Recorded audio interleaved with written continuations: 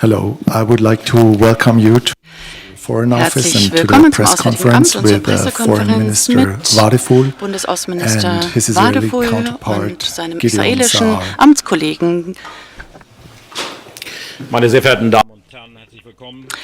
Ladies and gentlemen, a warm welcome. I will be speaking German. Dear Gideon, a warm welcome to the Federal Foreign Office. I'm delighted and happy that we are meeting for the second time within the framework of a few weeks. Personally, one of my first trips took me to Israel to meet you, and it means a lot to me.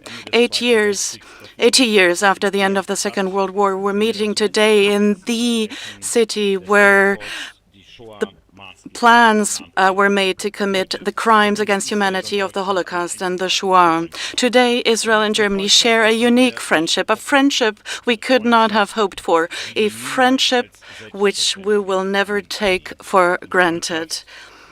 A friendship which is only possible because we confront the horrors of the past and draw lessons and learn for the present.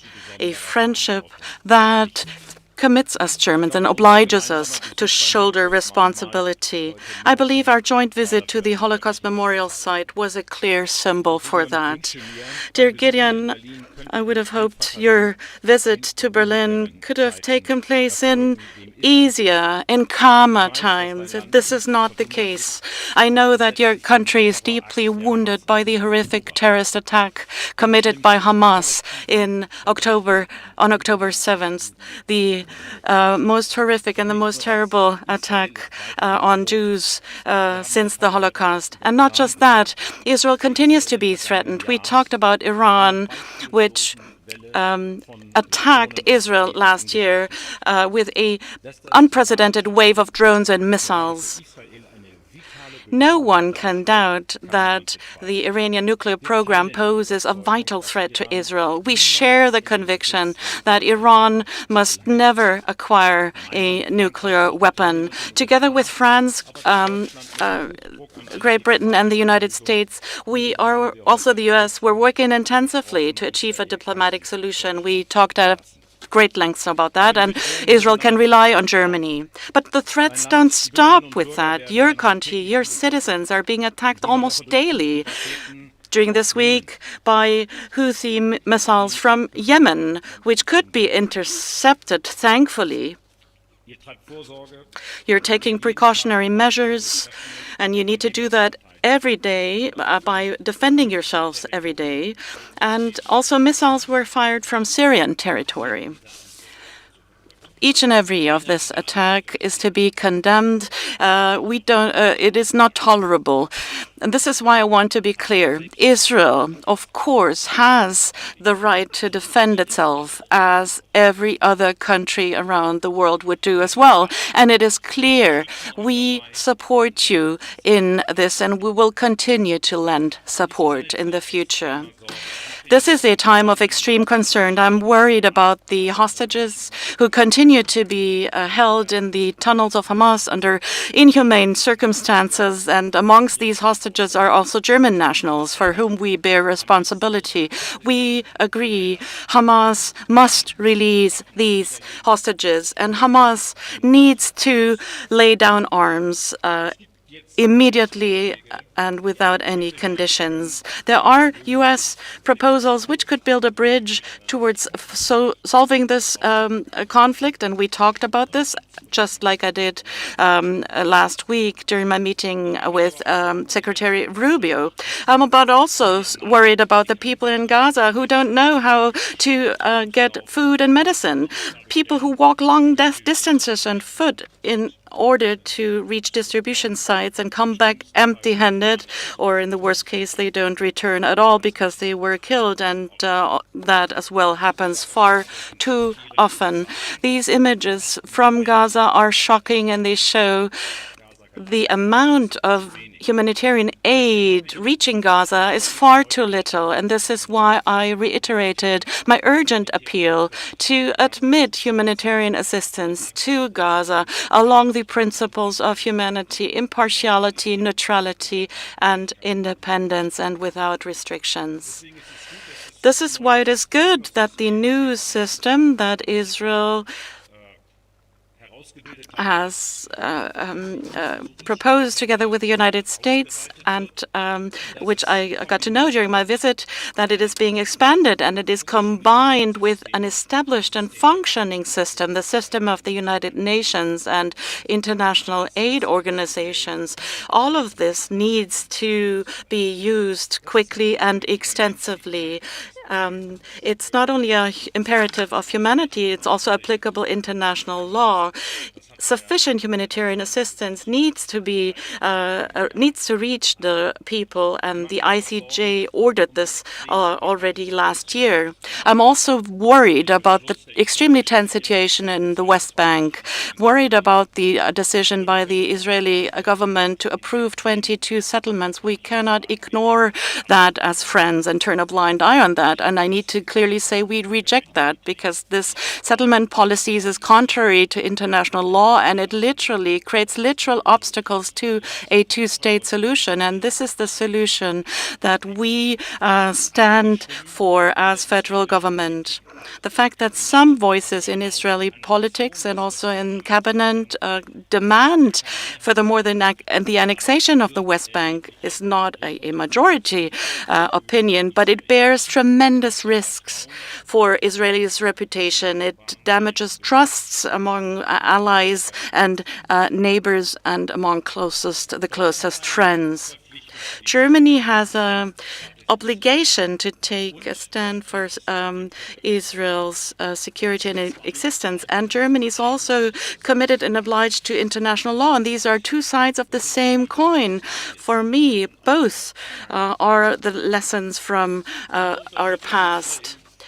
Our support for Israel is based on shared values. As democracies, we share this foundation. As democracies and states governed by the rule of law, we need to adhere to law and legislation at all times. And this is what we here in Europe have in common with Israel. And this is why I commit myself to not put into doubt and question the EU association agreement. And I participated in EU discussions in that direction. I will continue to do so. We should have this discussion, but we should stick to the EU association agreement. As friend of Israel, I say it openly and deliberately. We want a good future for Israel, a future among neighbors with whom Israel lives peacefully side by side. And this is why this historic opportunity to normalize relations to Israel's neighbors should be taken courageously. A recognition of Israel by Saudi Arabia or Syria is a contribution to Israel's security that cannot be overestimated, to security of Israel and the stability in the Middle East. And the same holds true for the relationship between Israel and the Palestinians. In my view, the two-state solution is the only realistic perspective that affords Israelis and Palestinians the opportunity to live peacefully side by side in security and dignity, and the only opportunity for peace in the region. For us, it is also clear that the negotiations need to take place before we can recognize a Palestinian state, and we also campaign and advocate this among our European friends and partners. And I think recognition of Palestine would be a wrong signal at this point in time. As intolerable and unacceptable the situation in Gaza is, it is important to me to not limit our focus to the here and now. It is task and mission at the same time to use this pain and turn it into positive energy for the future. The suffering will not end if we don't have the courage to do that. It is clear that Hamas must never pose a threat to Israel anymore. But fighting Hamas, the fight against Hamas can only not only be one with military means. The war in Gaza needs to end. We need to have a plan for the day after in Gaza. Hamas may weaken militarily, but to really defeat Hamas. The people need a better outlook, a perspective, an outlook on work, education for their children, a life in peace and security, and their own state. Let's not delude ourselves. To achieve this, it will require massive commitments, and it will need support by friends, also when it comes to implementing reforms. But first and foremost, what's required is a clear willingness. We in Germany want to support this process by reforming the Palestinian Authority and placing it in a position to shoulder more responsibility in the future, and by also talking to the Arab partners in the region about their very genuine plans for Gaza's reconstruction. This process, a scenario for the day after, needs to be approached with high speed, in parallel also to the negotiations about a ceasefire. Dear Gideon, thank you so much for this meeting in such a spirit of trust. It means a lot to me, and thank you for coming to Berlin. Thank you, my friend, Foreign Minister Wadephul. Thank you for your warm hospitality, and thank you for the friendly and close discussions. It was an honor to host you in Jerusalem, and it is an honor to be here in Berlin today. I view it as an expression of the strategic relations between Israel and Germany. I invited you today to come again soon to Israel to continue our friendly and constructive dialogue. The press maybe will be surprised to hear we discussed a wide range of issues, global issues, European issues, regional issues, bilateral issues. And the conversations was good and deep. 80 years after the Holocaust, anti-Semitism, unfortunately, has spread across the world, especially in Europe. 80 years after the Holocaust, the Jewish state is under an open threat to eliminate it. Hamas and the Houthis, Hezbollah, and above all, Iran, openly act to eliminate us. Yet, there are those who seek to turn the victim into the aggressor. Let me be clear. Hamas is the one solely responsible for the beginning of this war and also for its continuation. Hamas initiated this war. Only Hamas is responsible for the suffering of both Israelis and Palestinians. Israel said yes to Special Envoy Steve Witkoff's proposal for a hostage deal 19 days ago. Unfortunately, Hamas rejected it. I say it here in the clearest possible terms. Israel is serious in our will and our intent to achieve a deal that will lead to a ceasefire and will address all the issues we discussed in our meetings. I expect all those who value these goals, and of course I know Germany's position, to contribute to achieving them and to exert pressure on Hamas through the channels that influence it.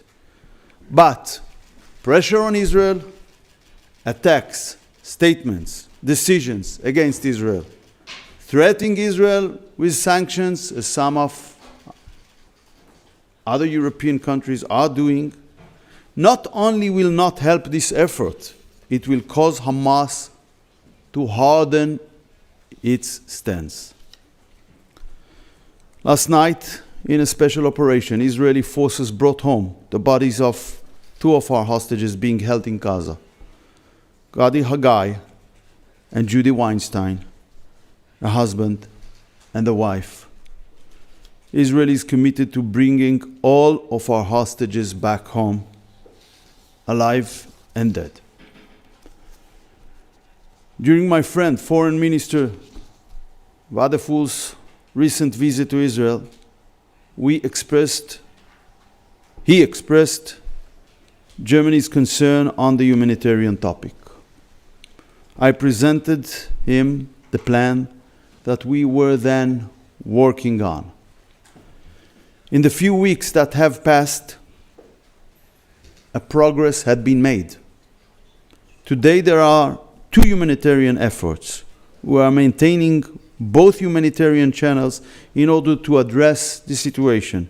Firstly, we are continuing with the old plan through UN agencies, but frankly, this method has unfortunately enabled Hamas to empower itself over the civilian population. The aid became an economic source for Hamas, fueling its war machine. Secondly,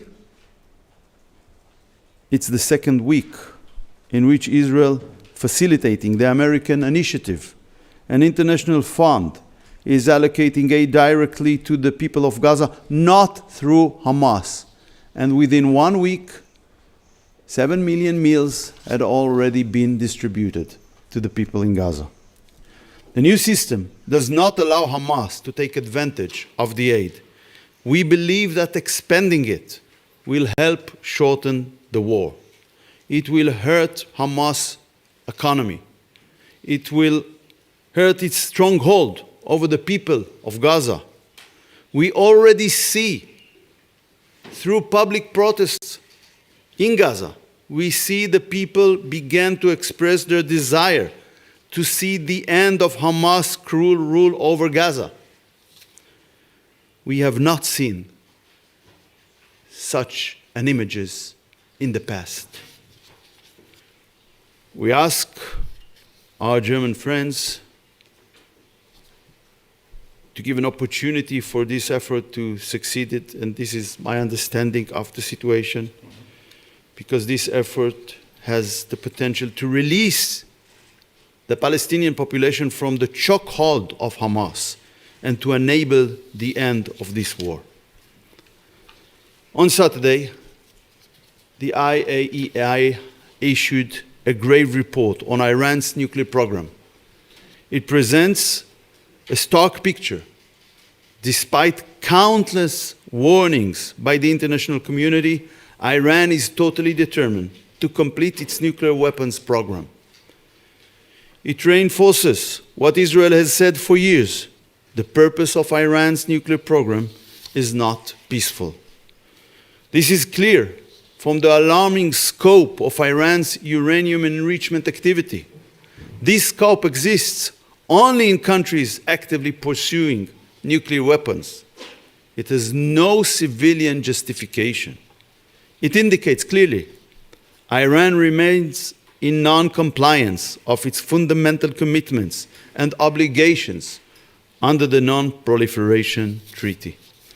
It continues to withhold cooperation from IAEA inspectors. Following this report, I call on the international community to act now to stop Iran.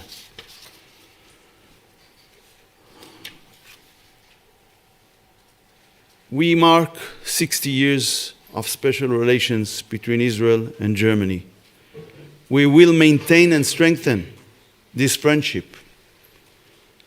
They began after the greatest tragedy in the history of our people and of mankind. We need Germany's support today in our difficult hours. Israel is facing a military, legal, diplomatic, and economic attack. And we know Germany will stand by our side on the international stage. Thank you. We do have time for a few questions. The first question goes to Antonia Yamin from N12, please. Is there another one? Yeah. Drücken Sie doch hier.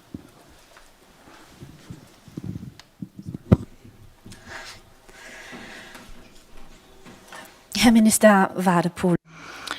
Mr. Wadephul, in the past 2 weeks, you were quite not very clear. And yesterday you also didn't give a clear answer when you were asked, should Germany continue to supply arms to Israel? I know that in the end, the Defense Committee in the Bundestag will decide this, but I ask you personally, Foreign Minister of this country, should Germany continue to supply weapons to Israel? Yes. Wonderful. But I also was very clear to say this unambiguously. If you read the statements, also the interview I gave to the Süddeutsche Zeitung, you could literally read this. And of course, this is my position. And as Gideon Saar said, Israel is under attack by a terrorist organization. The Houthis, Hezbollah are out there as well, Hamas. And also, by the way, Israel is attacked by states. I mentioned this twice. It was attacked by Iran. And of course, Israel is going to have to defend itself against this threat. And of course, Germany will continue to support Israel by sending and supplying arms. There was never any doubt about that. Thank you very much. We are trying We to. will continue to supply defense Systems to Germany. to Germany, yeah. Yeah, that. I'm happy. But that's not my question. They are needed here. We are trying to convince people around the world that Israel is not committing war crimes in Gaza. How do you explain the German foreign minister, for example's quotes from ministers and Knesset members from your own coalition? And I will quote, it's hard in English, but I will try. Bezalel Smotrich, Minister of Finance, total annihilation. In Hebrew, Hashmada Mukhletet. Itamar Ben-Gvir, Minister of National Security, to smash, to burn, to be cruel, to punish, to destroy, to devastate. זה לקטוש, לנצץ, להרוס. And Galit Atribian, Gaza should be wiped out now. Okay. I think that yourself, you know, that the question about crimes, especially war crimes, must be connected to deeds, not to declarations of politicians. And the IDF, which is the most moral army in the world, is fighting this war accordingly to international law. I don't know of so many armies that act with legal scrutiny on its operations like the IDF. So I don't know if everything you said is right quotations, but it's not relevant. The question is connected to the deeds on the ground. And I believe that everyone knows the current information, knows this kind of accusations are blood libels. Die zweite Frage geht an Richard Walker von der Deutschen Welle. Okay. Second question, Richard Walker, Deutsche Welle. Zuerst, Sie und Herr Saar, Mr. Wadephul, you and Mr. Saar, you talked about the topic of aid supply.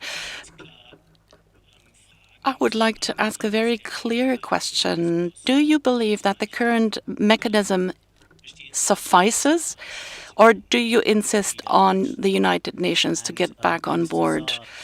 just coming back to the question that you just received, Friedrich Merz, the German Chancellor, does appear to have doubts about this question of international law. He said the following last week with reference to the situation in Gaza. When lines are crossed, where international humanitarian law is now truly being violated, then Germany and the German Chancellor must say something about it. What is your response to that? Thank you. Shall I start, Gideon? Yeah, please. Also, wir haben Well, we have a shared position. You heard this just now, and I'm happy about that, because from the very onset and beginning, I was the one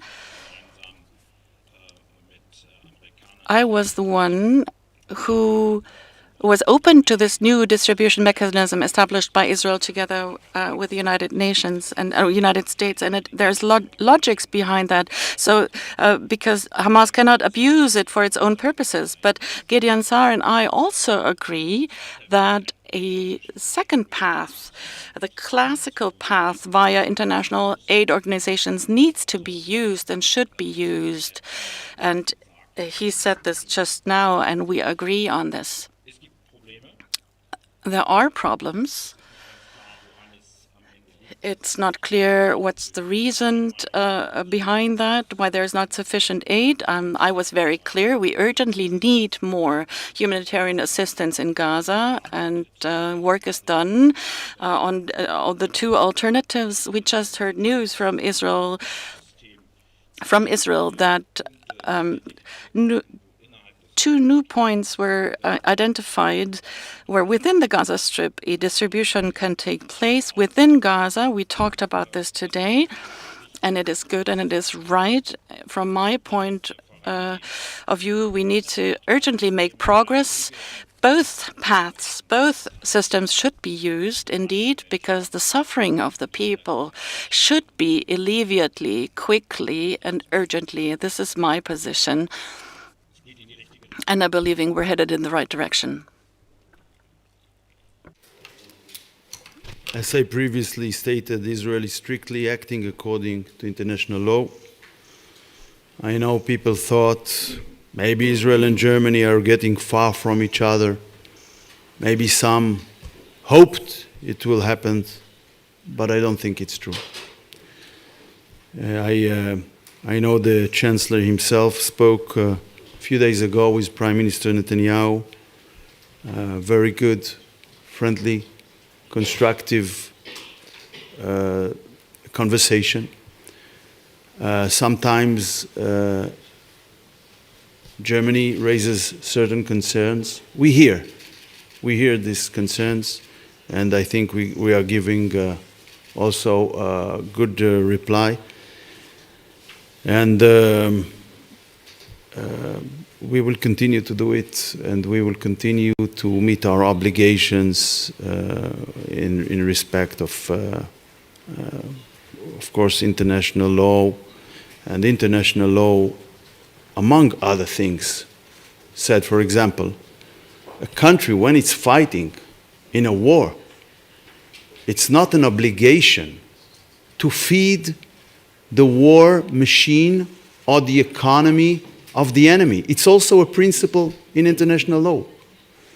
So we must find a way, and this is what we had done, to continue our humanitarian commitment, but not to strengthen these terrorists, because to strengthen them, first of all, it's undermining the objectives of the war, but it's also probably will make the war longer, because they can recruit new terrorists, they can pay salaries to their activists. So we must, since we facilitated humanitarian aid into Gaza Strip from the beginning, from October 2023, also learn the lessons, how to do it in a way which is according to the international law, but also a moral system. By the way, also a moral system for the people in Gaza. They should not be hostages of terror organization, which controls them brutally. And it's enough to hear what they shout. People also need to hear what the people in Gaza shouting during the last weeks. They had enough of it. They had enough of Hamas. And we have one last question for Dov Gilhar from Cannes. Thank you so much.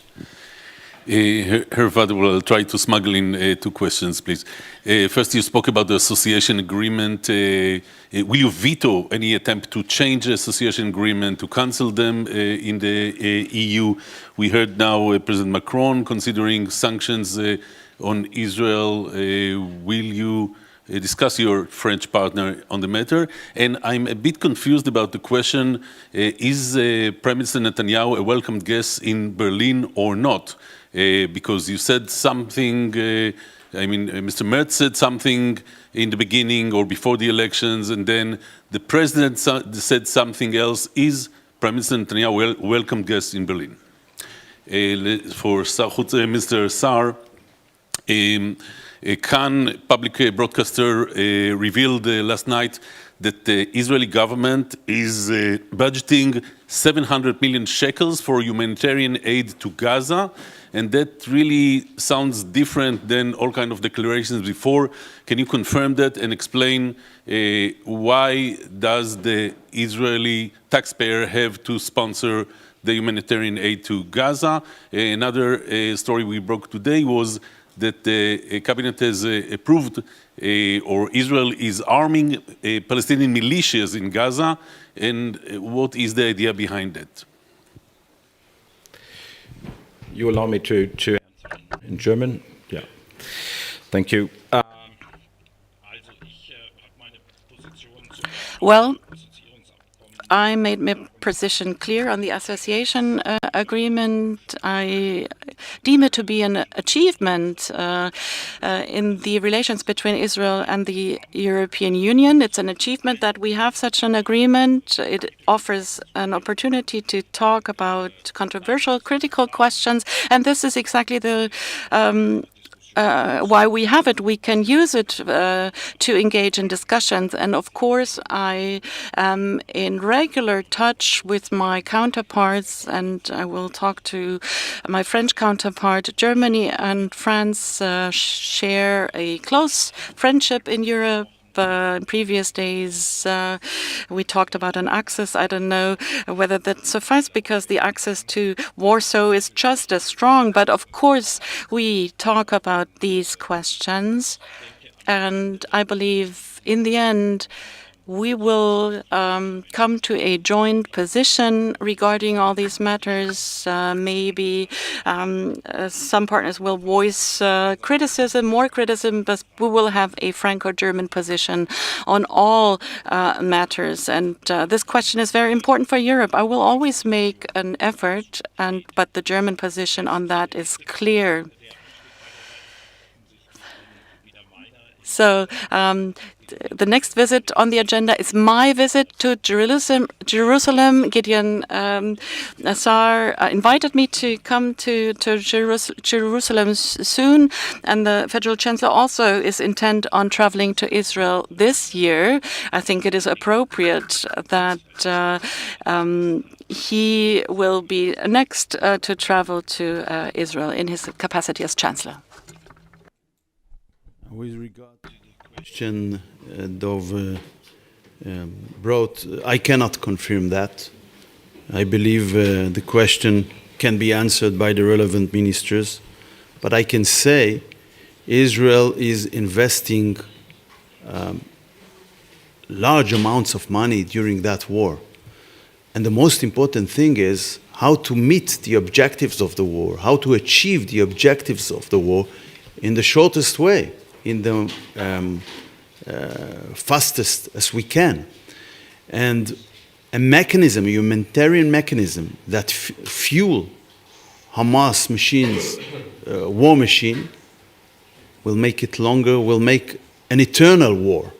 So I believe, I'm not into the details of this question, but I believe the most important thing is to find a way to meet our commitments and to act in a way which is consistent with the objectives of the war. The previous system, and you probably remember that President Biden said, if Hamas will take over the aid, it will be stopped. He said that in the beginning of the war, but it didn't happen because we had to address the needs. So how we address the needs in a way which is, first of all, as I mentioned, is consistent with the international law, because international law doesn't require you to feed the enemy, feed the people in need, not feeding the war machine of the enemy. And this is the most important principle we started to implement and we will continue to do. And arming the militias, Palestinian militias. I don't know anything about it. I cannot approve that either. Thank you very much. Okay.